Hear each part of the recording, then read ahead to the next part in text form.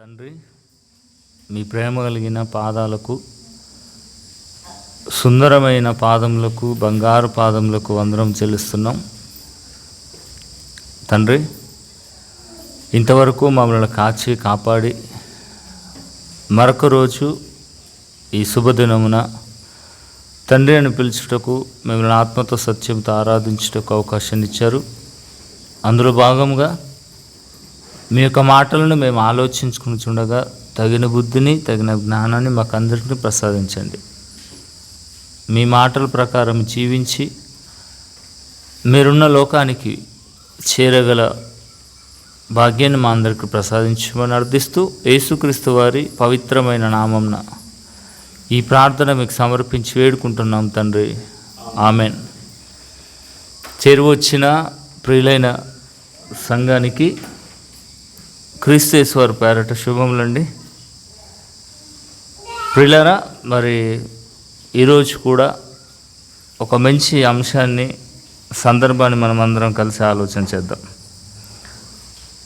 హోషేయ గ్రంథము 4వ అధ్యాయము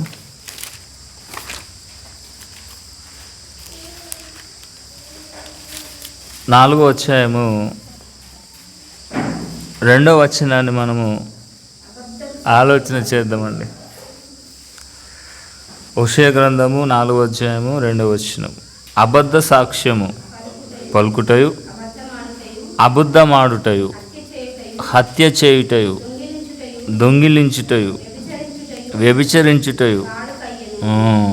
ఏంటంటే వాడుక ప్రతి ఒక్కరి జీవితంలో అండి రొటీన్ లైఫ్ ఉంటుంది. ప్రతి ఒక్కరికి ఏదో ఒక అలవాటు జీవితంలో ఉండడం సహజం. ఇక ఇశ్రాయేలును దేవుడు ఉద్దేశించి హోషేయ ప్రవక్త ద్వారా తన పిల్లలతో ముచ్చటిస్తూ, సమాజంలో, ప్రపంచంలో ఒక్కొక్కరికి ఒక్కొక్క అలవాటు ఉంటుంది, ఒక్కొక్కరికి ఒక్కొక్క వాడుక చొప్పున. కానీ ఇశ్రాయేలులకు మాత్రము ఏంటండి, అబద్ధంలో 1, అబద్ధంలో ఆడుట 2, హత్య చేయుట 3, దొంగిలించుటయు 4, వ్యభిచరించుటయు 5. ఈ 5 విషయంలో వారికి వాడుక. ప్రియులారా, పాత నిబంధనలో ఆదికాండం నుండి మలాకి గ్రంథం వరకు దేవుడు కొన్ని సందర్భాలలో చూసి చూడనట్టుగా విడిచిపెట్టాడు. అబ్రహాము, ఇస్సాకు, యాకోబులను కలుసుకొన కంటే ముందు, అది నోవాహు కాలం కానివ్వండి, ఇక ఆదాము కాలం కానివ్వండి, చూసి చూడనట్టుగా విడిచిపెట్టాడు. అజ్ఞాన కాలం అని చెప్పాడు దేవుడు.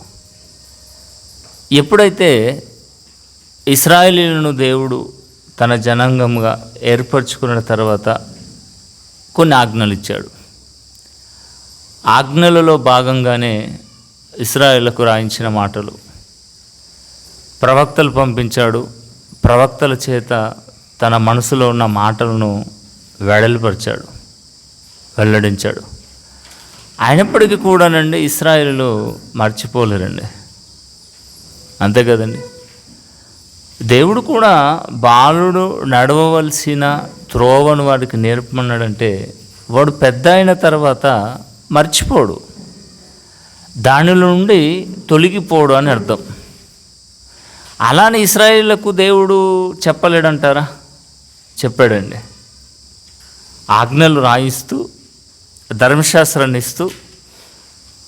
ఒకసారి ద్వితీయోపదేశ కాండము ఎందుకు వాడుక అయ్యింది అని మనం ఆలోచిస్తే, ద్వితీయోపదేశ కాండము 6వ అధ్యాయము చాలా సందర్భాల్లో మనము చదువుతాము. ఇప్పుడు కూడా ఒకసారి మనం జ్ఞాపకం చేసుకుంటే దేవుని పిల్లలారా, 6వ అధ్యాయము 4వ వచనం నుంచి ఒకసారి మనము చదువుదాం. ఇశ్రాయేలు వినుము, మన దేవుడని యెహోవా అద్వితీయుడగు యెహోవా, నీ పూర్ణ హృదయంతోనూ, నీ పూర్ణ ఆత్మతోనూ, నీ పూర్ణ శక్తితోనూ నీ దేవుడైన యెహోవాను ప్రేమించాలి. నేడు నేను నీకు ఆజ్ఞాపించిన ఈ మాటలు నీ హృదయంలో ఉండవలను. నీవు నీ కుమారులకు వాటిని అభ్యసింపజేసి, అభ్యాసం అంటే ఏందో తెలుసండి?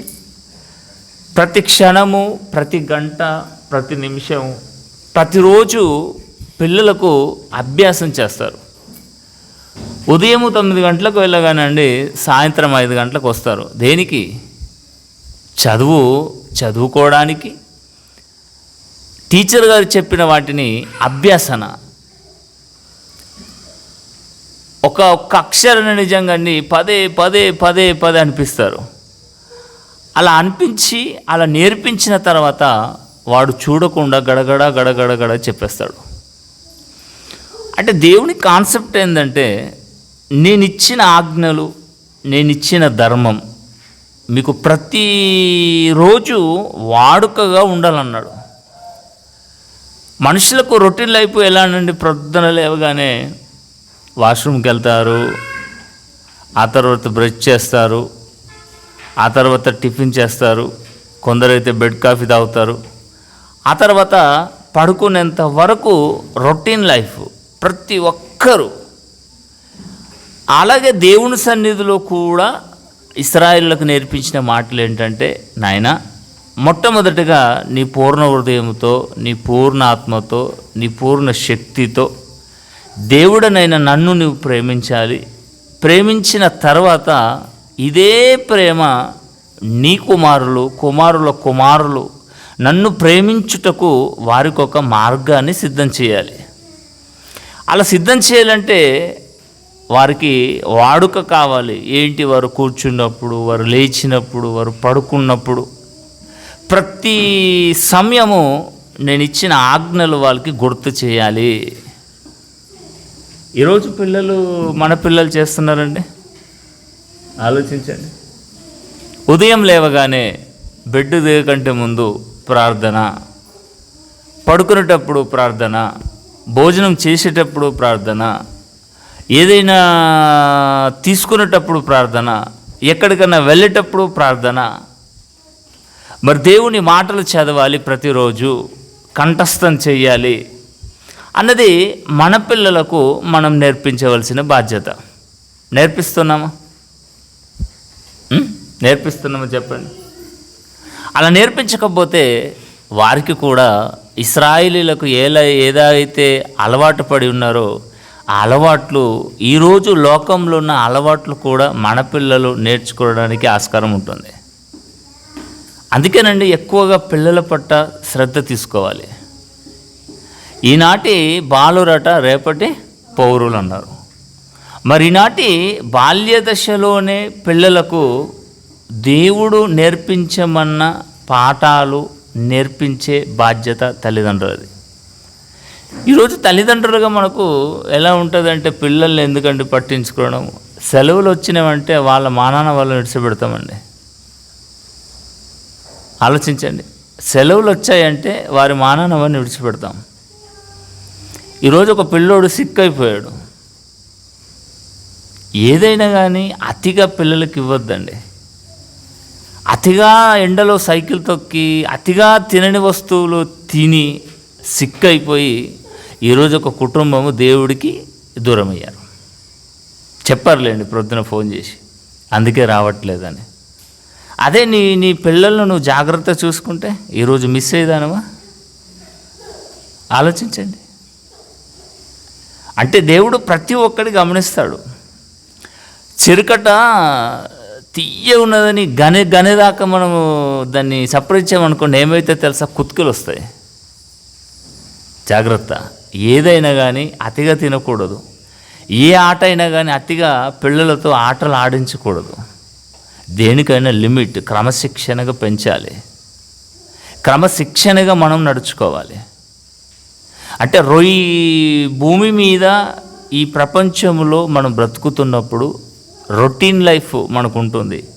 ఆ రొటీన్ లైఫ్లోనే దేవుడికి సంబంధించినవి ఏమైనా స్కెడ్యూల్లో ఉన్నవా, అది మనం గమనించాలి. దేవుని పిల్లలారా, వారు కూర్చున్నప్పుడు, వారు లేచినప్పుడు, వారు త్రోవన నడిచినప్పుడు నా మాటల గురించి మీ పిల్లలకు నేర్పించండి అని దేవుడు కొర్రో మొర్రో ఎక్కడ చూసినా దేవుడు ఇశ్రాయేలుతో వాగ్దానమేనండి. ఈరోజు తల్లిదండ్రులు తల్లింట్లో ఉంటుంది, తండ్రి బయటకు వెళ్ళి పనిచేసి అలసిపోయి ఇంటికి రాగానే తండ్రితో పిల్లలు వాగ్దానం చేసుకున్నారనుకోండి, ఉండబుద్ధి అవుతుందని ఇంటికాడ వచ్చి కనీసం ప్రశాంతంగానే ఉండడండి. ఎప్పుడు కూడా పిల్లలు తల్లిదండ్రులతో వాగ్దానం చేయొద్దు. ఎప్పుడు కూడా పిల్లలు తల్లిదండ్రులకు లోబడి సన్మానించుతూనే ఉండాలి తప్ప ఎప్పుడు కూడా వారితో గొడవ పెట్టుకోకూడదు, గొడవలు ఆడకూడదు. అలా గొడవ పెట్టకూడదు. మనను సన్మానించాలంటే మొట్టమొదటిగా పిల్లలకు చిన్ననాటి నుండి దేవుని క్రమశిక్షణ వారిని పెంచాలి. అందుకే ఎక్కడుందండి? ఎఫెసీయులకు రాసిన పత్రికనండి 6వ అధ్యాయము 2వ వచనం అనుకుంటాను. ఎఫెసీయులకు రాసిన పత్రిక 6వ అధ్యాయము 4వ వచనం. తండ్రులారా, తల్లులారా, మీ పిల్లలకు కోపము రేపొద్దు. వాడికి కోపము రాకూడదు అంటే వానిని చిన్ననాట నుండి ప్రభువు శిక్షణలోను బోధలోను వారిని పెంచండి. మనం పెంచామనుకోండి, వాడు పెద్ద అయిన తర్వాత తల్లిదండ్రులకు లోబడతాడు, తల్లిదండ్రులు గౌరవిస్తాడు. మరి ఇశ్రాయేలు కూడా దేవుడు చెప్పిన మాటను వెనుకకు పెట్టి వారి ఇష్టానుసారంగా బ్రతికారండి. అందుకే ఈ హోషేయ గ్రంథముకు వచ్చేసరికి తారాస్థాయికి వారు ఎదిగిపోయారండి. ఎందులో? మెంచులోనా? మెంచులో కాదండి. నరహత్య చేయట్లో, అబద్ధాలు ఆడట్లో, అబద్ధ సాక్ష్యము చెప్పుట్లో దేవుడు ఒకటే మాట చెప్పాడండి, లేని వార్తను పుట్టించొద్దు, అబద్ధ సాక్ష్యము చెప్పకూడదు. రాయించాడు. మరి ఎందుకు వీరికి వాడిక అయిందంటే, దేవుడు ఏదైతే మెంచి చెప్తాడో వీరికి అది నచ్చట్లేదు. నచ్చక దేవుడి మీద నిజంగాండి వీరి బలుపుతనం చూపించారు. ఇశ్రాయేలు ఎంత మంచివారో అంత చెడ్డవారండి. ఇశ్రాయేలు ఎంత మంచివారో అంత చెడ్డవారు. దేవుడు ఇశ్రాయేలును ఎలాగైతే కోరుకున్నాడో నిజంగాండి కోరుకున్న మేరకు ఇశ్రాయేలీయులు దేవుడికి కోపాన్ని పుట్టించారే తప్ప ఎప్పుడు కూడా ఇశ్రాయేలీల ద్వారా దేవుడు ఎక్కడ కూడా శాంతితో సమాధానంతో లేడండి. ఒకసారి రాజులు 2వ గ్రంథము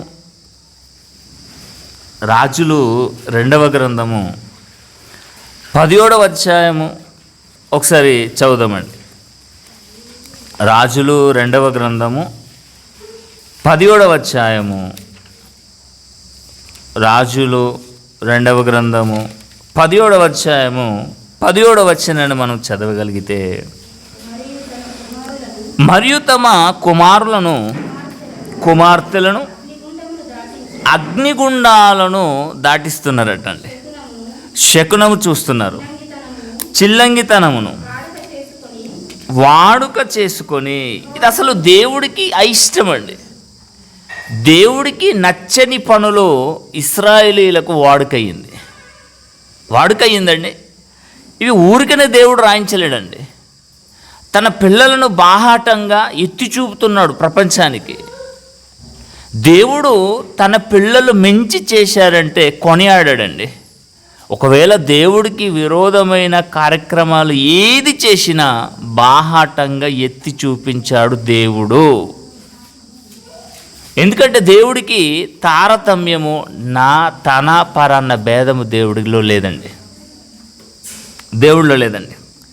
17వ అధ్యాయము 17వ వచనములో, మరియు తమ కుమారులను కుమార్తెలను అగ్నిగుండమును దాటించి శకునమును చిల్లంగితనమును వాడుక చేసుకొని యెహోవా దృష్టికి చెడుతనము చేయుటకై తమ్మును తాము అమ్ముకున్నారటండి. ఇదేంటండి? చెడుతనము చేస్తూ దేవునికి కోపాన్ని తెప్పిస్తూ తమకు తాము అమ్ముకున్నారంటే ఇశ్రాయేలు ఎంత దిగజారిపోయారండి. ఇది ఎప్పుడండి? రాజుల కాలంలోనే. అప్పటికి ఏ రాజు పరిపాలిస్తున్నాడు? మహా అయితే సొలొమోను, ఆహాజు రాజు అండి. 17వ వచనంలో 17వ అధ్యాయంలో వచ్చాడు. యూదా రాజైన ఆహాజు ఏలుబడిలో 12వ సంవత్సరంలో. అంటే ఇశ్రాయేలీలు ఎలాంటి తమ ప్రవర్తన చేత దేవుడికి కోపాన్ని పుట్టించారండి. యెహోవా దృష్టికి చెడుతనము చేయుటకై తమను తాము అమ్ముకొని ఆయనకు కోపము పుట్టించిరి. కాబట్టి యెహోవా ఇశ్రాయేలీల వారందరి మీద, ఇశ్రాయేలీల వారి యందు బహుగా కోపగించి తన సముఖములో నుండి వారిని వెళ్ళగొట్టెను. ఇశ్రాయేలును కాపాడడానికి దేవుడు ఎన్ని సూచక క్రియలు, ఎన్ని అద్భుత కార్యాలు చేశాడండి. ఎన్ని తెగుళ్ళు రప్పించాడండి. కావాలని కోరుకున్నాడు కదండి. తన పిల్లలు అబ్రహాము, ఇస్సాకు, యాకోబును గుర్తు చేసుకొని ఇనుప కొలిమిలో ఉన్న ఇశ్రాయేలీలు బానిసరకంలో నుండి విడిపించడానికి దేవుడు ఎంత శ్రమ తీసుకున్నాడో ఆ శ్రమకు ఫలితం వీరు చేస్తున్న కఠోరమైన చెడ్డ కార్యక్రమాలండి. దేవుడికే కోపం పుట్టించినట్టుగా దేవుడు ఏదైతే చెయ్యకద్దంటాడో వారు అదే చేసి చూపిస్తారండి. ఈ మధ్య పిల్లలను చూస్తున్నాను, అక్కడక్కడ వెళ్ళినప్పుడు పిల్లలను చూస్తున్నాను. ఏంటంటే తల్లిదండ్రులకు ఏది అయిష్టమో అది ఇష్టపడి చేస్తున్నారట. అదొక ట్రెండ్ అట. ఇప్పుడు ట్రెండ్ అట. తల్లిదండ్రుల మాట వినకపోవడం, తాముకు నచ్చిన పనులు చేయడం, అదేం ట్రెండ్ అండి? పోయే కాలం కాకపోతే ఆలోచించండి. ఇంకొక మాట చూడండి. అదే రాజుల గ్రంథము 21వ అధ్యాయము 6వ వచనాన్ని మనం చదవగలిగితే దేవుని పిల్లలారా, రాజులు 2వ గ్రంథము 21వ అధ్యాయము 6వ వచనం అండి. అతడు తన కుమారులను అగ్నిగుండములను దాటిస్తూ జ్యోతిష్కము శకునములను వాడుక చేసి యక్షినిగాండ్రతోనూ సోదెగాండ్రతోనూ సాంగత్యం చేశాను. ఎవరితో సాంగత్యం చెయ్యకూడదని దేవుడు ముమ్మారు మాటిమాటికి చెప్పిన మాటలను ప్రక్కన పెట్టి వారితో సాంగత్యం చేశారండి ఇశ్రాయేలీలు. ఆలోచించండి. ఈ మాటలు చదివినప్పుడు అంటే నిజంగా ఇశ్రాయేలు మంచివారా చెడ్డవారా? ఇశ్రాయేలీలు అనగానే దేవుని పిల్లలు. దేవుని పిల్లలు ఇలా చేయడం ఏంటండి? ఈరోజు తల్లిదండ్రులకు పుట్టిన పిల్లలు తమ ఇష్టాన్ని జరిగించకపోతే తల్లిదండ్రులు ఎంత క్షోభపడతారండి. పిల్లల ముందు ఏడవరండి. వారికి ఏందో కానీ పిల్లల ముందు మాత్రం సంతోషంగా ఉంటారు. పిల్లలు లేని టైంలో మాత్రం ఏడుస్తారండి. అయ్యో పిల్లలు మన మాట వినట్లేదు. వీళ్ళని 9 నెలలు గర్భంలో మోసాను. వాడు తన్నినప్పుడు కూడా, కాళ్ళతో తన్నినప్పుడు కూడా ఓర్చుకున్నాను. తల్లి గర్భంలో ఉన్నప్పుడు తిరుగుతారు కదండి 6 నెలల తర్వాత. తిరిగినప్పుడు అండి కాళ్ళతో చేతులతో పొట్టను ఇలా గుద్దినప్పుడు అండి తల్లి విలవిలాడిపోతుంది. కానీ అయ్యో నా సంతానం, రాబోయే కుమారుడు, నా కుమార్తె రాబోతున్నాడు, నిన్ను తల్లిని కాబోతున్నానన్న సంతోషంలో అన్నీ మర్చిపోతుందండి. ఇక కాస్త వాడు బయటకు వచ్చిన తర్వాత అలా పెరుగుతున్న కొలది తల్లి మాట వినకపోతే తల్లి చాలా బాధపడుతుందండి. ఇనుప కొలిమిలో బానిసరుకలుగా ఉన్న మిమ్మలను స్వతంత్ర దేశానికి నేను తీసుకొని వచ్చాను. నా స్నేహితుడికి ఇచ్చిన మాట ప్రకారము మీకు పాలు తేనెలు ప్రవహించు ప్రదేశాన్ని మీకు దారాదత్తం చేశాను. అందులో ఉన్న సంతతిని వెళ్ళగొట్టేశాను. మీకు దేశాన్ని ఇచ్చినప్పుడు మీరు నా మాట వినమన్నాడు తప్ప దేవుడు ఇశ్రాయేలు మీద పెద్ద భారాన్ని ఏమి మోపినట్టుగా మనకు కనబడదండి. భారము మోపినట్టుగా ఏం కనబడదండి. అయినా ఇశ్రాయేలు దేవుని మాటకు విరుద్ధంగానే బ్రతికారే తప్ప దేవునికి విధేయులు ఎప్పుడు కూడా బ్రతకలేరండి. అక్కడక్కడ చూడగలం కొందరు దేవునికి విధేయులుగా బ్రతికిన వారు. ఇంక కింద చూడండి, కిందికి, ఈ ప్రకారం అతడు యెహోవా దృష్టికి బహుగా చెడుతనము జరిగించుచు ఆయనకు కోపము పుట్టించెను. ఎక్కడ చూసినా దేవుడికి కోపము పుట్టించేవారే తప్ప దేవుణ్ణి సంతోషపెట్టాలి, దేవుడు మా వలన సమాధానంగా ఉండాలన్న కోరిక మాత్రం ఇశ్రాయేలుకు లేదండి. ప్రియమైన దేవుని పిల్లారా, ఇవన్నీ దేవుడు ఎందుకు రాయించాడు ఇంత బాధతో అంటే, రాబోయే కాలంలో నా కొరకు ఒక జనాంగాన్ని ఏర్పరచుకొనబోతున్నాను, నా కుమారుణ్ణి లోకానికి పంపించి నా కుమారుణ్ణి బలిచ్చి తన రక్తంతో కడుక్కొని పవిత్రుడుగా నిష్కలంకంగా మలుచుకొని ఒక సంఘాన్ని నేను ఏర్పాటు చేస్తాను, ఒక రాజ్యాన్ని నేను ఏర్పాటు చేస్తాను, ఆ రాజ్యంలో ఉన్న వారిని తిరిగి మరల నా యుద్ధకు నేను రప్పించుకుంటాను అన్న ప్రణాళిక చేశాడు దేవుడు. ఆ ప్రణాళిక మేరకే ఈరోజు క్రీస్తు సంఘాలు. మరి క్రీస్తు సంఘాలలో సంఘ సభ్యులుగా ఉన్న మనం ఇశ్రాయేలు లాంటి మనస్తత్వం మనలో ఏమైనా కనబడుతుందా? ఒకసారి చూసుకోవాలండి, ఒకసారి చూసుకోవాలి. దినవృత్తాంతములు 2వ గ్రంథము ఒకసారి మనం చూడగలిగితే, దినవృత్తాంతములు 2వ గ్రంథము 3వ అధ్యాయము, దినవృత్తాంతములు 2వ గ్రంథము 3వ అధ్యాయము 6వ వచనాన్ని మనం ఒకసారి చదువుదామండి. దినవృత్తాంతములు 2వ గ్రంథము 3వ అధ్యాయము 6వ వచనం. ప్రశస్తమైన రత్నములతో, అది కాదనుకుంటానండి, మొదటి దినవృత్తాంతంలో చూడండి,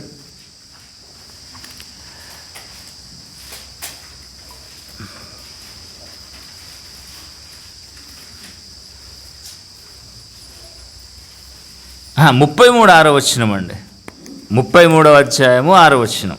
అదే దినవృత్తాంతంలో 2వ గ్రంథము 33వ అధ్యాయము 6వ వచనం. బెన్హిన్నోము లోయనందు తమ కుమారులను అగ్నిగుండములో నుండి దాటించిరి, ముహూర్తములను విచారించుచు తంత్రములను మంత్రములను చిల్లంగితనమును వాడుక చేయు కర్ణ పిశాచములను సోదెగాండ్లతోనూ సాంగత్యము చేయుచు యెహోవా దృష్టికి బహుగా చెడు నడుచుచు ఆయనకు కోపము పుట్టించిరి. నిజంగా దేవుని పిల్లలారా, ముహూర్తాలు కూడా చూడటము నిజంగా ఎంత అవివేకం అండి. ఈరోజు క్రైస్తవులు ముహూర్తాలు చూస్తున్నారు తెలుసా? పెళ్లి పత్రికల మీద ఏదో 12 గంటలో 12:30నో 11 గంటలో 10 గంటలోకి ఇట్లా ఉండాలి, 10 గంటల 15 నిమిషాలు, లేకపోతే 11 గంటల 45 నిమిషాలు. అంటే ముహూర్తం చూసి వీరు కూడా పెళ్ళి లగ్న పత్రిక పెట్టుకుంటున్నారండి. ఇక వారికి మనకి ఏం తేడుంది చెప్పండి? దేవుడుని ప్రకృతిని కలిగించినప్పుడు మంచిది అని అన్నాడు. దేవుడు మంచిది అని అన్నప్పుడు మనం అది చెడ్డది అని అనడానికి మనం ఎవరమండి? మనం ఏమైనా ప్రకృతిని కలిగించామా? ప్రకృతిని మన చేతులతో ఏమైనా మేకింగ్ చేశామా? స్థిరపరిచామా? సిద్ధపరిచామా? అది దేవుడు చేసింది కదండి. మరి ప్రకృతిలో మనిషి బ్రతకడానికి ఒక పూల పందిరి కదండి. మరి పూల పందిరి కింద బ్రతకడానికి మనకు సమయం అవసరమా? ముహూర్తాలు చూసుకుంటున్నారు, కర్ణపిశాచుల దగ్గరికి వెళ్ళిపోతున్నారు, మంత్రగాళ్ళ దగ్గరికి వెళ్తున్నారు, తాయెత్తులు కట్టించుకుంటున్నారు, నల్లదారాలు కట్టించుకుంటున్నారు. క్రైస్తవులండి, క్రైస్తవులే. ప్రతివారు నల్లదారాలు కట్టుకున్న వారిని ప్రత్యేకంగా నేను చూస్తానండి. అసలు ఏముంది అందులో? ఏముంది చెప్పండి? ఈరోజు క్రైస్తవులు కూడా తాయెత్తులు కట్టించుకుంటున్నారు, తెలుసా మీకు? అటింత సగం మనసు, ఇటింత మనసు. దేని మీద ఒకవైపు ఉండరండి. అలా ఉండని వారు ఎప్పుడు కూడా అలాగనే ఉండిపోతారు. అది దేవుడికి నచ్చదండి. దేవుడు ఇశ్రాయేలుకు చెప్పిన మాట, క్రైస్తవులకు చెప్పిన మాట, అసలు ప్రపంచానికి చెప్పిన మాట ఏంటంటే, పైన ఆకాశమే కానీ, భూమి మీదనే కానీ, భూమి క్రింద నీళ్ళలో కానీ ఏ రూపాన్ని మీరు చేసుకోకూడదు, దేనికి మీరు సాష్టాంగపడి నమస్కారం చేయకూడదు. ఒక్కడైన దేవుడను నేనే, సజీవము గల దేవుడని చెప్పాడు దేవుడు. అంత మంచి మాట విన్నప్పటికీ, నేర్చుకున్నప్పటికీ, చదువుతున్నప్పటికీ కూడా ఈరోజు సంశయం. క్రైస్తవులు కూడా సంశయమేనండి. ఈరోజు విచారకరం ఏందో తెలుసండి, వీళ్ళు అబద్ధం ఆడట్లో వాడుక ఆరితేరుతారండి అబద్ధాలు ఆడట్లో. ఈరోజు దేవుణ్ణి మోసం చేసుడు కాదండి, సేవకులను మోసం చేస్తున్నారు, సంఘాలను మోసం చేస్తున్నారు అబద్ధం ఆడట్లో. అబద్ధం ఆడి ఏం సాధిస్తారు చెప్పండి? ఒక అబద్ధం ఆడామనుకోండి, దానిని కప్పిపుచ్చుకోవడానికి ఇంకొక అబద్ధం ఆడాలి మనము. వీళ్ళకి అర్థం అవట్లేదు. యేసుక్రీస్తు వారు చెప్పిన మాట, నీ మాట అవునంటే అవును, కాదంటే కాదు. ప్రతి మాటకు మనము లెక్క చెప్పాలి. నోరుంది కదా, మనం వాగేస్తే సరిపోదండి. ప్రతి మాటకు మనం దేవుడి దగ్గర లెక్క చెప్పవలసిన బాధ్యత మనకు ఉంది. కనుక ప్రియమైన దేవుని పిల్లలారా, ఇశ్రాయేలుకు ఎలాంటి వాడుకంటే శకనగాన్లకు చూడడం, కర్ణపిశాచి దగ్గరికి వెళ్ళడం, ముహూర్తాలు చూడడం, అబద్ధాలు ఆడడం, అబద్ధాలను ఆశ్రయించడం, నరహత్య చేయడం, దొంగతనం చేయడం, వ్యభిచారం చేయడం వాడుకైపోయింది. దేవుడు చెప్పాడండి ఇవన్నీ. దేవుడు చెప్పని మాటలు దేవుని పిల్లారా. అయినప్పటికీ కూడా వారు వాడుక చేసుకొని దేవుని ఎంతగా క్షోభ పెట్టారండి. మరొక మాట మీరు చూసినట్లయితేనండి, 22వ అధ్యాయము ఇర్మియా గ్రంథము 22వ అధ్యాయము 21వ వచనాన్ని మనం జాగ్రత్తగా చదివితేనండి, 22వ అధ్యాయము 21వ వచనం, 22, 21. నీ కాలములలో నీతో నేను మాట్లాడాలనుకున్నాను, నేను విననని అన్నావు. అంటే క్షేమకాలం అంటే తెలుసండి, ఆలోచించండి. మనిషికి ఏ ప్రమాదము లేదు, ఏ కొదవ లేదు, ఏలేమి లేదు. నేను సెటిల్డ్, వెల్ సెటిల్డ్ అని అంటారండి. చాలామంది అండి ఎక్కడన్నా వెళ్ళినప్పుడు మాట్లాడుకుంటారండి, ఆ ఫలానా వాళ్ళని వెల్ సెటిల్డ్ అండి, వాళ్ళు బాగా సెటిల్ అయ్యారు, వాళ్ళు బాగా ఉన్నారు, వారికి ఏ కొదవ ఉండదు. దేవుడు కూడా ఇశ్రాయేలు దగ్గరకు వచ్చి, నాన్న మీకు క్షేమకాలం అయితే ఎప్పుడైతుందో ఆ క్షేమకాలమున నేను మీతో మాట్లాడగోరాను. అప్పుడు వారు ఏం చేశారటండి, నేను వినను, నేను క్షేమంగా ఉన్నాను, నాకు నీతో ఏం అవసరం లేదు దేవా, నీ మాటలు నేను వినను. నిజంగా ఈ మాట చదివినప్పుడు చాలా బాధ అనిపించిందండి నాకైతే.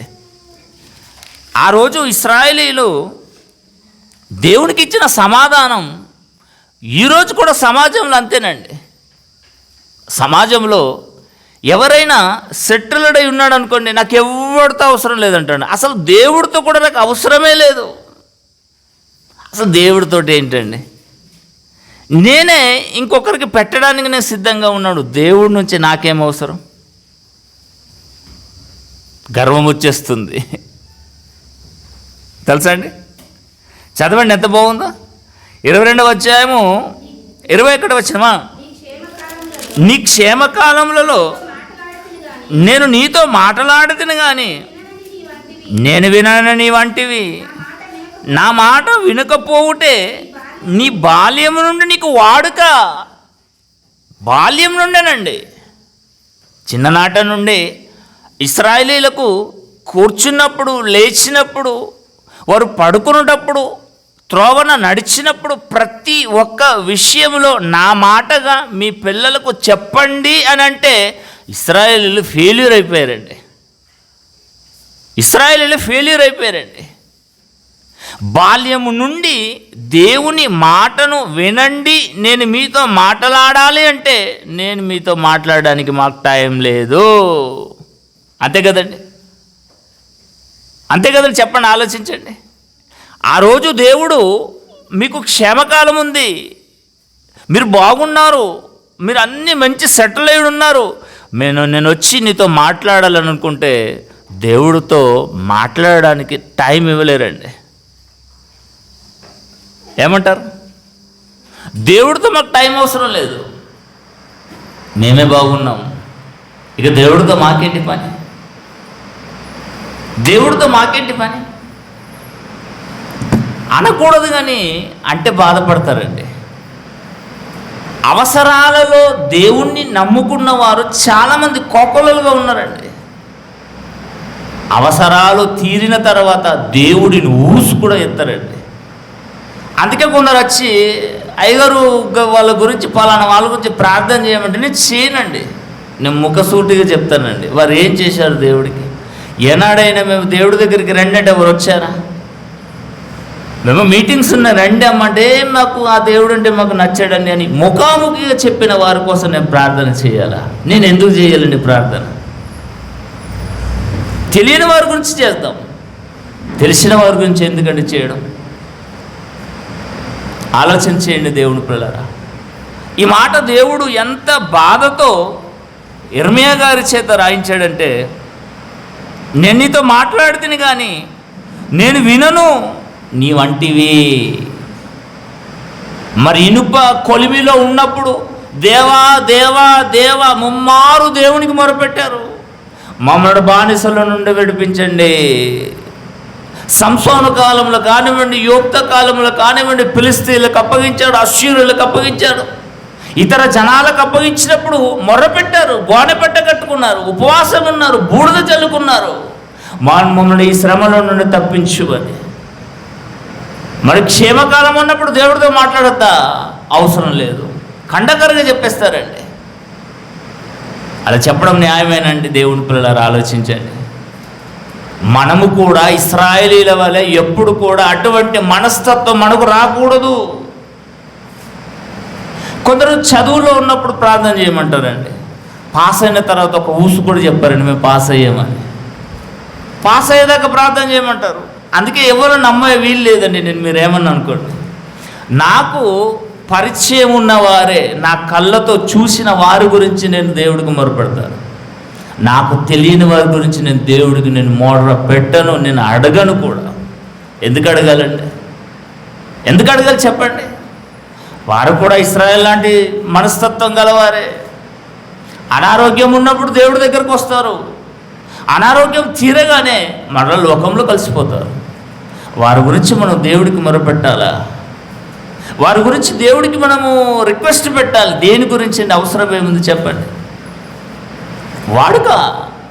అవును కదా, నేను అబద్ధం ఆడాలి, నేను బాప్తిసం తీసుకున్న తర్వాత ఇదే అబద్ధం ఆడితే దేవుడు నన్ను శిక్షిస్తాడు కనుక నేను బాప్తిసం తీసుకోను. ఇంత నీచమైన బుద్ధ అంటే నాకు మార్చుకునే కెపాసిటీ లేదు. ఎవరికి ఉంది చెప్పండి?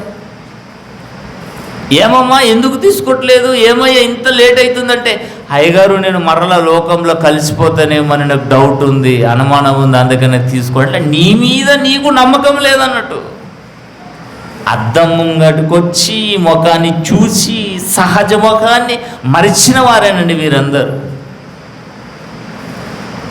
దిగజారిన తత్వం అంటారు దీన్ని.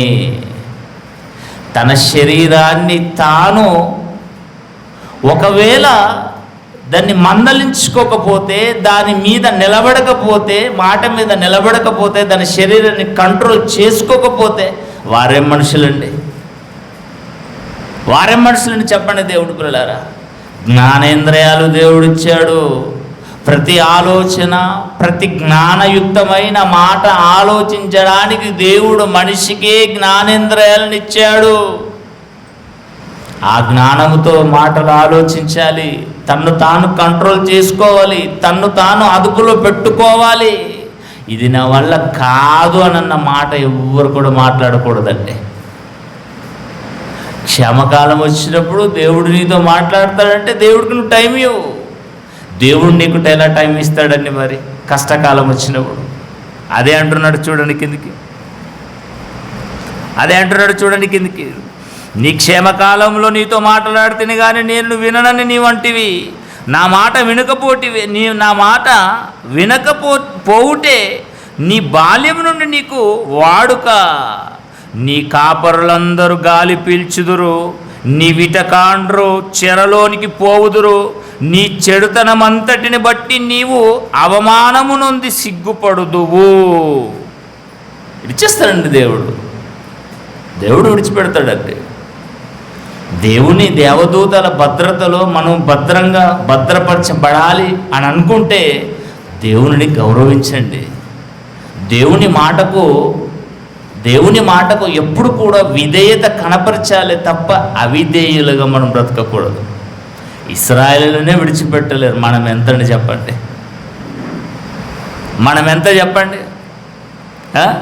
4వ అధ్యాయం అదే ఇర్మియా గ్రంథము 4వ అధ్యాయము 32వ అధ్యాయం 30 వచనం. 32వ అధ్యాయము ఇర్మియా గ్రంథము 30 వచనం అండి. 30 వచనం. 30 వచనం అండి. ఏలయనగా ఇశ్రాయేలు వారు యూదా వారును తమ బాల్యము మొదలుకొని నా ఎదుట చెడుతనమే చేయుచు వచ్చుచున్నారు. తమ చేతుల క్రియల వలన వారు నాకు కోపమే పుట్టించువారు. ఇదే యెహోవా వాక్కు. ఎప్పుడు కోపమేనండి, ఎప్పుడు దేవుని కోపమే, ఎప్పుడు దేవుని బాధ పెట్టడమే వాళ్ళ టార్గెట్ అండి. ఏదో ఒక మాటలో, ఏదో ఒక క్రియలో వాడుకైపోయింది వాళ్ళకు. వాడుకండి, ఇలాంటి వాడుక కూడా ఉంటుందండి. ఈ మాటలు చదివినప్పుడు ఆలోచించినప్పుడు ఇదే పోయే కాలం వాడుక. ఇశ్రాయేలీయులకు వాడుకైపోయింది. వారు సాంగత్యం ఎవరితోనైతే సాంగత్యం చెయ్యకూడదు అని దేవుడు చెప్పాడో వారితోనే సాంగత్యం చేశారండి. రాజులు మొదలుకొని ప్రజల వరకు దేవుడు చేయమన్న కార్యక్రమాలను చెయ్యక చేయరాని కార్యక్రమాలు వారు చేయడం మొదలుపెట్టారండి. న్యాయాధిపతుల గ్రంథంలో 10వ అధ్యాయంలో 2వ అధ్యాయం 10వ వచనంలో అసలు ఇప్పుడిప్పుడే చేశాడండి సూచక క్రియలు, మహత్కార్యములు, అద్భుత కార్యములు. సముద్రాన్ని 2 చీలికలుగా చీల్చి ఆరిన నేల మీద నడిపించిన దేవుని మహత్కార్యములను ఎరగని ఒక తరం వచ్చేసింది. అప్పుడే యెహోషువ గ్రంథం తర్వాత ఏంటంటే న్యాయాధిపతుల గ్రంథం. మరి యెహోషువ కాలంలో యెహోషువ చేత దేవుడు సూర్యుడిని చంద్రుణ్ణి స్తంభింపజేశాడు కదా ఫైట్ చేయడంలో. అప్పుడే మర్చిపోయారండి. ఒకసారి చూడండి న్యాయాధిపతులు 2వ అధ్యాయము 10వ వచనంలో. న్యాయాధిపతుల గ్రంథము 2వ అధ్యాయము 10వ వచనమేనండి. 2వ అధ్యాయము 10వ వచనం. ఆ తరము వారందరంటే అద్భుత కార్యములు, సూచక క్రియలు, మహత్కార్యములు మోషే గారి చేత, యెహోషువ గారి చేత చూసిన వారు ఆ తరం వారందరూ తమ పితరుల యుద్ధకు చేర్చబడరి. వారి తర్వాత యెహోవానైనను ఆయన ఇశ్రాయేలు కొరకు కార్యములనైనను ఎరగని తరం ఒకటి వచ్చేసింది అంత తొందరగా. మరి వీళ్ళు ఏం నేర్పించారండి? వీరేం నేర్పించారు? నేర్పించే నాయకుడే సరిగా లేకపోతే ఎలా నేర్చుకుంటారండి? ఈరోజు సంఘాలన్నీ అస్తవ్యస్తం అయిపోతున్నాయి తెలుసా? బోధించే బోధకుడు సరి అయిన రీతిలో బోధించకపోతే వినేవారు కూడా మార్గం తప్పిపోతారండి. దేవుడు ఏది నిజమన్నాడో అది అబద్ధంగా సృష్టించారు. ఏది దేవుడు అబద్ధం అన్నాడో దాన్ని నిజంగా సృష్టీకరిస్తున్నారు ఈరోజు బోధకులు. ఆలోచన చేయండి. ఎందుకు పదే పదే ఇశ్రాయేలు గురించి చెప్పుకుంటున్నామో తెలుసా? దృష్టాంతం ఉన్న మనకు ఈ లోకమందు, ఈ యుగాంతమందు మనకు బుద్ధి నేర్చుకోవాలి అంటే ఇశ్రాయేలుని ఆదర్శంగా తీసుకోవాలి. వారు దేవునికి ఎలాగైతే కోపం పుట్టించారో మనము వారిలాగా చేయకుండా మన వలన దేవుడికి ఆనందము, సంతోషము కలిగేటట్లుగా మనము బ్రతకాలి. ప్రతి ఒక్క క్రైస్తవుడు నిజంగా అలాగా బ్రతికితేనండి దేవుడు ఎంత సంతోషం పెడతాడండి. ఎందుకండి ఈ ప్రకృతిని ఎందుకు స్తంభింపజేస్తాడు? ఎక్కడ చూడండి ప్రళయాలు, ఎక్కడ చూడండి భూకంపాలే. మన ఉమ్మడి కరీంనగర్, జగిత్యాలు, మెట్పల్లి, కోరుట్ల ఒక ఇండికేషన్ వచ్చిపోయింది కదండి మొన్ననే. ఎన్నో తారీఖు అండి? 5వ తారీఖు 6వ తారీఖు పెళ్ళి కాబోతుంది త్వరలో. జాగ్రత్తగా ఉండాలి. ఇంట్లో నుంచి బయటికి వెళ్ళినంత మాత్రాన భూమి నేను దాచింది అనుకోండి, ఎక్కడికి వెళ్ళిపోతావు? భూమిలోకే వెళ్ళిపోతావు. ప్రియమైన దేవుని పిల్లలారా, ఒకసారి మనం పరిశీలన చేసుకోవాలి. మనం పరిశీలన చేసుకోవాలి.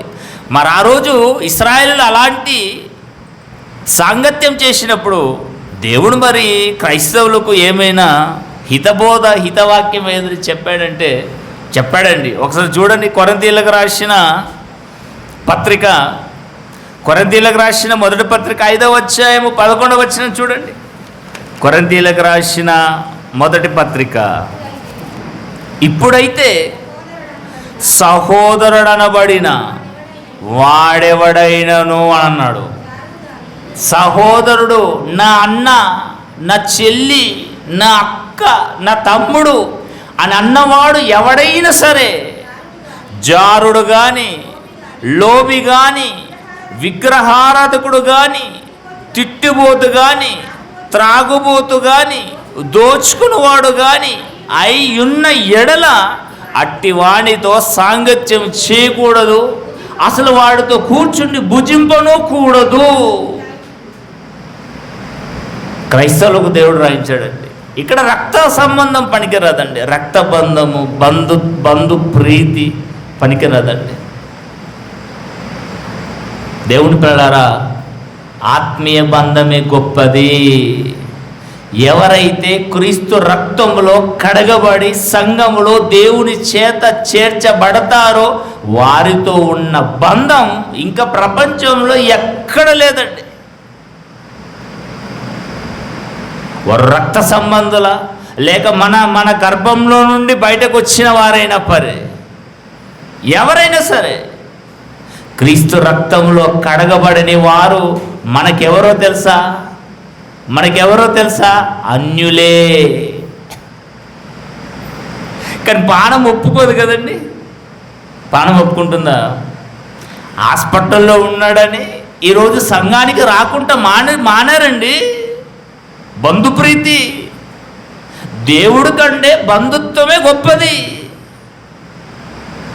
చావు బతుకుల్లో ఉన్నాడు. నువ్వు బ్రతికిస్తావా? ఏమైనా ట్రీట్మెంట్ చేస్తున్నావా? గొప్పగా చెప్పుకుంటారండి, గొప్పగా చెప్పుకుంటారు.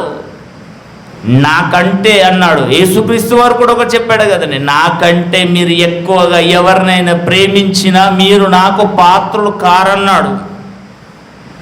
ఆ రోజు ఇశ్రాయేలుకి చెప్పాడు, నీ పూర్ణ హృదయంతో, నీ పూర్ణ ఆత్మతో, నీ పూర్ణ మనస్సుతో నీ తండ్రి అయిన దేవునికి మాత్రమే నీ ప్రేమను అందించమన్నాడు. ఎవరికి అర్థమని చెప్పండి? దేవుడు అలాగే చెప్తాడండి, మనం ఇలాగే నడవాలండి. మరి ఇశ్రాయేలులకు క్రైస్తవులకు ఏదైనా తేడా ఉందా? చెప్పండి, తేడా ఉందా? తేడా లేదండి. దేవుడు మన పట్ల సంతోషపడకపోయినా పర్వాలేదు కానీ బాధపడకూడదండి.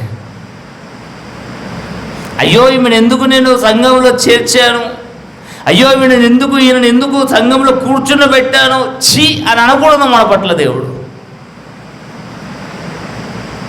అంటే దేవునికి మనకు మధ్య సంబంధం, సత్సంబంధం చాలా బాగుండాలి, మెరుగై ఉండాలి. మనుషులతో సంబంధం, రాజులతో బంధత్వం ఎంతో పెంచుకుంటాం. వారి దృష్టికి వెళ్ళాలని ఎంతో మంచి మంచి కార్యక్రమాలు చేస్తాం. కానీ మనుషులు మర్చిపోతారండి. దేవుడు మాత్రం మర్చిపోడు. దేవుడు పిల్లారా, పరిశుద్ధులకు మీరు పరిశుద్ధులకు చేసిన ఉపచారమును నేను మరవనన్నాడు. ఒక్కటేనండి, దేవుని మాట వినడమే దేవుడికి ఎంతో మనము సాధించి పెట్టినట్టు లెక్కనండి. కనుక దేవుని పిల్లలారా, ఇక చివరిగా పాఠ్యభాగంకి వెళ్ళి కొన్ని వచనాలు చదివి మనం ముగించుకుందాం. అదే హోషేయ గ్రంథము 4వ అధ్యాయము 1వ వచనం నుంచి మనము జాగ్రత్తగా చదివితే, ఇశ్రాయేలు వారలారా, యెహోవా మాట మీరు ఆలకించండి. సత్యమును కనికరమును దేవుని గూర్చిన జ్ఞానం దేశమందు లేకపోవుట చూచి యెహోవా దేశ నివాసులతో వాద్యమాడుచున్నాడు. కరుచుకుంటాడు దేవుడు. ఎందుకు కనికరము లేదు? ఎందుకు నా మాటలు ఎక్కడ పలకడం లేదు వారి నోట నుండి? ఏమైంది మీకు అని దేశ నివాసులతో వాద్యమాడతాడండి. వాద్యమాడినప్పుడు మంచితనంగా విననప్పుడు దేవుడు ప్రకృతిని దించుతాడంతే. అది భూకంపమా, అది ప్రళయమా, అది ఏంటండి సూర్యుని కిరణాల, అది ఏదైనా కావచ్చు, తెగుళ్ళ, యుద్ధాల, బాంబు బ్లాస్టింగుల, ఏదైనా కావచ్చు. కానీ దేవునితో యుద్ధం మనిషికి తగదండి. దేశాలతో యుద్ధం చేస్తున్నారు, ఒకడు ఓడిపోతున్నాడు, ఒకడు గెలుస్తున్నాడు. మరి దేవుడితో యుద్ధం పెడితే ఓడిపోవడమే తప్ప గెలవడం అన్నది అక్కడ ఉండదండి. దేవుడు దేశ నివాసులతో వాద్యమాడినప్పుడు వాద్యంలో మనం నిలబడి తట్టుకోగలమా? తట్టుకునగలం చెప్పండి. వాద్యమాడుచున్నాడు, అబద్ధ సాక్ష్యము పలుకుటయు, అబద్ధమాడుటయు, హత్య చేయుటయు, దొంగిలించుటయు, వ్యభిచరించుటయు వాడుకయ్యను. జనులు కన్నము వేసెదరు, మానక నరహత్య చేసెదరు. కాబట్టి దేశము ప్రాలాపించుచున్నది. దాని పశువులను, ఆకాశ పక్షులను కాపురస్తులందరూ క్షీణించుచున్నారు. సముద్ర మత్స్యములు కూడా గతించిపోచున్నవి. ఒకడు మరి ఒకనితో వాదించినను ప్రయోజనము లేదు, ఒకని గద్దించినను కార్యములు కాకపోవును. నీ జనులు యజమానితో జగడమాడు వారిని పోలియున్నారు. కాబట్టి పగలు నీవు కూలుదువు, రాత్రి నీతో కూడా ప్రవక్త కూలును. నీ తల్లిని నేను నాశనము చేసేదను. నా జనులు జ్ఞానము లేని వారనై నశించుచున్నారు. నీవు జ్ఞానము విసర్జించుచున్నావు గనక నాకు యాజకుడుగా కాకుండా నేను నిన్ను విసర్జించుతును. నీవు నీ దేవుడైన ధర్మశాస్త్రంను మరచితివి గనక నేను నీ కుమారులను మర్చిపోతాను. అంతే. మనం ఏది చేస్తే దేవుడు అదే మనకు తలపెడతాడు. అంతే. ముందు మనం చేయిస్తాడు. చాలామంది అండి పంచాయతీలకు వెళ్ళినప్పుడు ఎక్కడైనా మాట్లాడినప్పుడు మాట్లాడతారు, అరే భయ్ మీరు సప్పటిదాకా ఉండండి, కాముగా ఉండండి, ఎదుటివాడు ఏం మాట్లాడతాడో మాట్లాడనివ్వండి, మాట్లాడిన తర్వాత వాని మాటలకు మనం కౌంటర్ వేయాలంటారు. అది బుద్ధి. దేవుడు కూడా అండి కాముగా ఉంటాడండి. ముందు మనం ఏం చేస్తామో చూస్తాడు. మనం ఏదైతే చేస్తామో దానికి బదులిస్తాడే తప్ప ఇంకా ఎక్స్ట్రా ఏం చేయడండి. అది దేవుని కాన్సెప్టు. కనుక దేవుని పిల్లలారా ఆలోచన చేయండి. తమకు కలిగిన కొలది వారు నా ఎడల అధిక పాపం చేసిరి. కలిమెట్టి ఏందండి? ఆస్తి, అంతస్తు, ధనవంతులైపోయాం మేము. ఇక దేవుడితో మాకేంటి? అదంతా మాట్లాడుకుంటూ వచ్చి అసలు వీళ్ళందరూ ఇలా ఎందుకు చేస్తున్నారు, ఎందుకు గర్వాంధులైపోతున్నారు, ఎందుకు నా మాట వినట్లేదని దేవుడు ఆలోచించి ప్రవక్త ద్వారా వ్రాయించిన మాట చివరిగా ఏంటంటే వీళ్ళను నేను ఆస్తికర్తలుగా, ఐశ్వర్యవంతులుగా, ధనవంతులుగా ఒక మంచి స్థానంలో ఉంచితే వీరు నా మీద తిరగబడుతున్నారు. కనుక నేనేం చేయాలి? చూడండి కిందికి. తమకు కలిగిన కొలది వారు నా ఎడల అధిక పాపము అధిక పాపము చేసిరి కనుక వారి ఘనతను ఏం చేస్తాడట? నీచ స్థితికి మార్చుదును. ఒకప్పుడు బాగున్నామండి, ఇప్పుడు ఏందో ఏమో కానీ ఏం లేదని అడుక్కొని తినే పరిస్థితి అంటారండి చాలామంది. అంటే నీవు ఉన్నవాడుగా ఉన్నప్పుడు దేవుడి మీదకి నువ్వు తిరగబడ్డావు. అహంభావం నీలో కనబడింది. నీలో గర్వాంధుడు ఇలా ఎగిసి పడ్డాడు. నాకేం తక్క. డబ్బు ఉంటేనట కొండ మీది కోతినని తీసుకొని వస్తాడ. తీసుకొని చేంజ్ చేసుకుంటా, కోసుకొని కూర అనుకుంటావా? చెత్త సన్నాసులారా, ఏం సామెత అనేది? డబ్బు లేకపోయినా కొండ మీదకి ఎక్కి జాలేస్తే వాలేస్తే కోతిని పట్టుకొని రావచ్చండి. ఇంకా డబ్బు ఎందుకండి? అసలు సామెతలు చెప్పేవారు కూడా ఎలాంటి సామెతలు చెప్తారండి? అంటే అలా కాదు బ్రదర్, డబ్బు ఉంటే నేను ఏదైనా చేయగలను. ఎయిడ్స్ వచ్చింది, నీ డబ్బు నిన్ను కాపాడుతుందా? కరోనా వచ్చిందండి, 39 లక్షలు మెట్పల్లిలో 39 లక్షల చిల్లర ఖర్చు పెట్టారండి మొన్న కరోనాలో. ఆయన బ్రతకలేడండి. యూపీలో 68 ఎకరాలు అమ్మేశాడండి కరోనా వచ్చి. తనను కాపాడుకోవడానికి చివరికి తెల్ల బట్టలు చుట్టి శవాన్ని కూడా ఇవ్వలేరండి, పూడ్చి పెట్టేశారు. నీ డబ్బు నీకు ఎలా పనికి వస్తుంది చెప్పండి? అందుకే దేవుడికి తెలుసండి, ఎక్కడ కొడితే మనుషులు ఒదిగుంటారు అన్నది దేవుడికి తెలుసండి. దేవుని పిల్లలారా, దేవుడు సర్వజ్ఞాని కదండి. మనుషుల హృదయ అంతరంగాన్ని ఎరిగిన దేవుడు. వీళ్ళు నరహత్య చేయకూడదు, వీళ్ళు దొంగిలించకూడదు, వీళ్ళు వ్యభిచరించకూడదు, వీరు నా మాటకు విరుద్ధంగా బ్రతకకూడదు అంటే వీడి కలిమి ఉండకూడదు. యేసుక్రీస్తు కూడా అన్నాడు కదండి, ఒకడి కలిమి విస్తరించడం చేత వాడి జీవానికి మూలం కాదన్నాడు. ఎవడైనా ధనవంతుడు వస్తాడండి చర్చికి? ఎవడైనా ధనవంతుడు దేవుడు నమ్ముకుంటాడండి? ఆలోచించండి.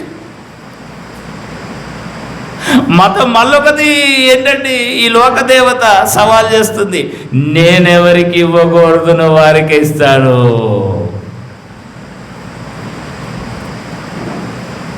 దేవుడు ఇక్కడ ఏమంటాడు? నీ కలిమి విస్తరించింది, అధిక పాపం చేస్తున్నావు, గర్వాంతుడైపోతున్నావు, దేవుణ్ణి మర్చిపోయావు, సంఘాన్ని మర్చిపోయావు, చర్చినే మర్చిపోయావు, అసలు దేవుణ్ణి అసలు ఊసేలేదు. నీ మొదటి స్థితికి తీసుకొస్తానన్నాడు దేవుడు. నీచ స్థితి అంటే అడుక్కునే స్థితికి తీసుకొస్తాడు దేవుడు. అన్నీ ఉన్నాయండి దేవుడి చేతులు, ఆయుధాలు. దేవుని పిల్లరా, ఆలోచన చేయండి. తెలంగాణ గవర్నమెంటు కాంగ్రెస్ ప్రభుత్వం వచ్చిన తర్వాత అండి, హైడ్రా పేరట కొన్ని కోట్లు నష్టపోతున్నారండి. మంచి మంచి బిల్డింగ్లు కళ్ళతో చూస్తుండగా జేసీబీ వచ్చి కూలుస్తూ ఉంటే లబోదేవుని కొట్టుకుంటున్నారు. మీరు ఏం చేయాలని పరిస్థితి.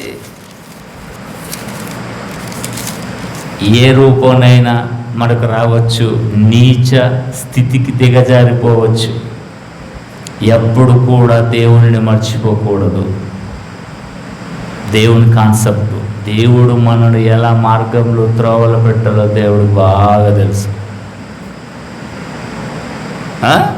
తమకు కలిగిన కొలది వారు నా ఎడల అధిక పాపం చేసిరి గనుక వారి ఘనతను నీచ స్థితికి ఏంటంటే మార్చుదును. నా జనులు పాపములను ఆహారముగా చేసుకుందరు గనుక జనులు మరి అధికముగా పాపము చేయవలని వారు కోరుదురు. ఎక్కడ దెబ్బ కొట్టాలో దేవుడికి తెలుసండి. దేవుడికి మనకు ఏం కావాలో దేవుడికి తెలుసు. మనల్ని ఎలా సరిచేయాలో కూడా దేవుడికి తెలుసు. కనుక జీవము గల దేవుడి చేతులు పడుట ఏంటి?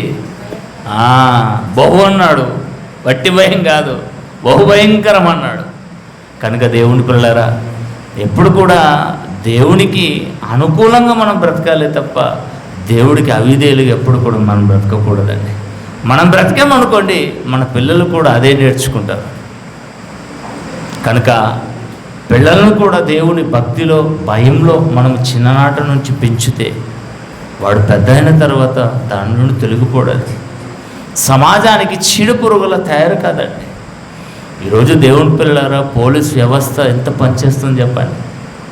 దుర్మార్గులు తల్లిదండ్రులు చిన్ననాటి నుండి పిల్లలకు దేవుని భక్తిలో, భయంలో పెంచక ఊరు మీద ఆంబూతులు విడిచిపెడుతున్నారండి.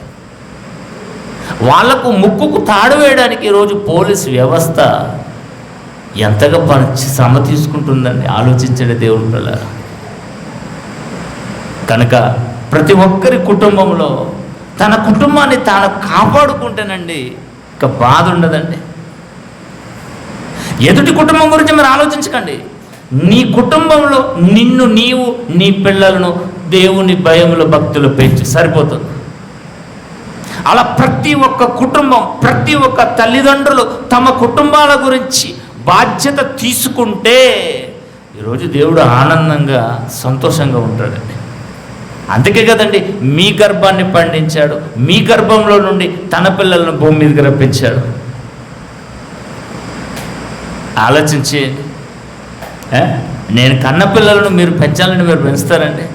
మీరు కన్న పిల్లలను నేను పెంచాలని నేను పెంచుతారండి? ఎవరి పిల్లలకు వాళ్ళకే మక్కువ. అందుకే దేవుడు ఆలోచించాడు. ఆలోచించి నా పిల్లల గర్భవాసం నుండి నా పిల్లలు నేను భూమి మీద తీసుకొచ్చుకుంటాను, వారే పెంచాలి, వారికి నేను బాధ్యత ఇస్తాను. ఆ బాధ్యతను చక్కగా మనం పాటిస్తే దేవుడు మన పట్ల సంతోషపడతాడండి. మన పట్ల సంతోషపడకపోయినా ఒక పక్కన పెట్టను, కానీ మన వలన దేవుడు బాధపడకూడదండి. అలా చూసుకుని దేవుడి పిల్లరా, ప్రతి ఒక్క కుటుంబాన్ని, ప్రతి ఒక్క కుటుంబంలో ఉన్న పిల్లలను చాలా జాగ్రత్తగా దేవుడి కోసం పెంచండి. వారు పెద్ద అయిన తర్వాత ఎంతోమందిని దేవుళ్ళకు నడిపించే అవకాశం ఉంటుంది. కనుక ఇదొక మనకు వాడుక కావాలి. వాడుక, రొటీన్ లైఫ్. ఉదయం లేవగానే పలానా, ఉదయం లేవగానే పలానా, ప్రతిరోజు ఇలా నో. ప్రతి దినము ఒకరికొకరు వాక్యముతో బుద్ధి చెప్పుకుంటూ ఆ దినము సమీపించిన కొలదన్నాడు. ఏ దినం? యేసుక్రీస్తు వారి రెండవ రాకట దినము సమీపించిన కొలది మరి ఎక్కువగా కూడుకుంటూ వాక్యముతో మరి ఒకరికొకరు బుద్ధి చెప్పుకునే వాడుక మనం చేసుకోవాలి. యేసుక్రీస్తు వరకు ఒక వాడుక ఉంది. ఉదయాన్నే లేవాలి, కందల కడ లేచి ఒలీవ కొండలకు వెళ్ళాలి, తండ్రితో మాట్లాడాలి, ఇతర సమీప గ్రామంలోకి వెళ్ళి 3.5 సంవత్సరాలు ఆయనకు ఒక వాడుక. పౌలు గారికి ఒక వాడుక. ఎప్పుడు చూడండి, సౌలుగా నుండి పౌలుగా మారిన తర్వాత క్రీస్తే దేవుని కుమారుడు సమాజ మందిరాల్లోకి వెళ్ళి ప్రకటించిన అదొక వాడుక చొప్పున అన్నాడు. మరి ఈరోజు క్రైస్తవులకి ఏం వాడుకుంది చెప్పండి? ఉదయం లేవాలి, పళ్ళు తోమాలి, వాషింగ్కోవాలి, పిల్లలకి టిఫిన్ రెడీ చేయాలి, స్కూల్కి పంపించాలి. మగ పిల్లలకి ఏముంటుందండి? లేవాలి, పళ్ళు తోమాలి, వాషింగ్ చేయాలి, డ్యూటీలకు వెళ్ళిపోవాలి. వెళ్ళండి, నేను కాదంటలేదు. పిల్లలు స్కూల్కి పంపించండి, నేను కాదంటే. వెళ్ళేటప్పుడు దేవుని మాటలు చదివించి వారిని ప్రార్థన చేసించి పంపించండి. తిరిగి రాగానే హోంవర్క్ చేసుకుంటారు. చేసుకున్న తర్వాత మరలా బైబుల్ 1 అధ్యాయం 2 అధ్యాయాలు వాళ్ళని చదివించి ప్రార్థన చేయించి వారిని పడుకోబెట్టండి. వారికి వాడుక, చిన్ననాటి నుండి ఏ వాడుకనైతే వారికి ఉంటుందో పెద్దవారిన తర్వాత వారికి చెప్పడం మనకు అవసరం లేదు. ఆలోచించండి. 10th కంప్లీట్ అయినంత వరకు బైబిల్ పూర్తి చేయాలి పిల్లలు. తెలుసండి? అరే నీది ఎక్కడ దాకా వచ్చిందిరా ప్రవీణ్? ఇది సమూయేలు 2వ గ్రంథం దాకా వచ్చిందండి. వాడు ఇప్పుడు ఎన్నో క్లాస్ ఎప్పుడు పట్టేది? 7th పూర్తయినంత వరకు వాడు బైబిల్ కంప్లీట్ చేయాలి. 7thలోనే వాడు ఎగ్జామ్కు ప్రిపేర్ అవుతున్నాడండి. ఏ ఎగ్జామ్కు? థియాలజీ. దేవుని పిల్లలారా, మీ పిల్లలను కూడా చక్కగా బైబిల్ చదివించండి. తెలుగు అనార్గళంగా చదవాలి, తెలుగు అనార్గళంగా ఆలోచించాలి, అర్థమయ్యేటట్టుగా మీ పిల్లలకు నేర్పించండి. ఇలా నేర్పించి సమాజంలోకి వదిలిస్తేనండి వీరిని ఒక రక్షకులుగా నిలబడతారు. తెలుసా? సమాజంలో చీడ పురుగులుగా ఉంటేనండి సమాజానికి చేటండి. ఈయన ఎవడు కన్నాడో ఎవడు మోసిందో ఏ తల్లిని మిమ్మల్ని బండ బూతులు తిడతారండి తెలుసా. మన పిల్లలకి రోడెక్కి అసహ్యంగా బ్రతికితే. కనుక దేవుని పిల్లలారా, మన కుటుంబాన్ని మనం కాపాడుకుందాం. ఎవరి కుటుంబానికి వారే రాజులు, ఎవరి కుటుంబానికి వారే కింగ్స్. మీ కుటుంబాలను మీరు కాపాడుకోండి, తర్వాత దేవుడికి ఇష్టపడదాం. కనుక ప్రతి ఒక్కరికి వాడుక ఏంటంటే మంచి పనులలో వాడక. అబద్ధాలు ఆడటం, వ్యభిచరించట్లు, దొంగతనం చేయట్లు, నరహత్య చేయట్లు, ఇవన్నీ వాడుకుండకూడదు. ఈ వాడుక ఒకనాడు ఇశ్రాయేలుది, మనం ఈరోజు క్రైస్తవులు. దుష్ట సాంగత్యం మంచి నడవడిని చెరు. కనుక దుష్టులతో సాంగత్యం చేయకూడదు. అసలు ఈ లోకులతోనే సాంగత్యం చేయకూడదు అన్నాడు దేవుడు. కనుక దేవుని పిల్లలారా, మంచి బ్రతుకులు మనం బ్రతికితే దేవుడు మనం చూసి ఆనందపడాలని మనం కోరుకుందాం, ప్రార్థన చేసుకుందాం. దయగలిగిన తండ్రి, మీ దయగలిగిన నామానికి వందనం చెల్లిస్తాను. మంచి మాటలు మాకు వినిపించారు. విన్న మేము, నేర్చుకున్న మేము, మీ మాటల ప్రకారం మేము బ్రతుకుంటూ కృప చూపకుండా వేడుకుంటూ తల్ల వంచిన మీ పిల్లలందరినీ జ్ఞాపకం చేసుకోండి. మీ పిల్లలకి ఇచ్చిన కుటుంబాలను, మీ పిల్లలకి ఇచ్చిన గర్భఫలాలను మీరు దీవించండి, ఆశీర్వదించండి.